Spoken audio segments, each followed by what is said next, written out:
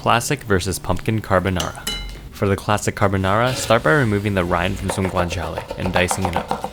Then place it in a cold pan over low heat and let the fat slowly render. Separate the fat and crispy guanciale and set aside. Now combine 1 egg with 2 egg yolks, a proper amount of pecorino cheese, and black pepper. Stir to combine until it becomes a paste. Then boil the pasta noodles in salted water. I'm using bucatini. Meanwhile, take some of the carbonara paste and combine it with guanciale fat and some pasta water. Add the cooked bucatini and mix until thick and creamy. Plate it up with a crispy guanciale and some more shaved pecorino.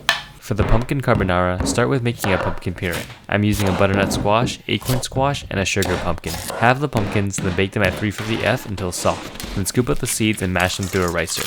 Season to taste with salt and honey. Take the same carbonara paste as before and combine it with the pumpkin puree, guanciale fat, and pasta water. Mix in the cooked bucatini and plate up. Classic carbonara. It's almost a perfect dish and will always be a crowd pleaser. Time for the pumpkin carbonara. Ooh, look at that color. Oh wow. Wow. I'm so surprised that works so well together. Pumpkin just adds another dimension of sweetness and body that we don't get with regular carbonara. I don't want you Italians to come for me, but if you want to add a fun twist for your next holiday dinner party, this will definitely do it. I don't want war in the comments, so this one ends in a draw. Thanks YumCrunch for making this happen.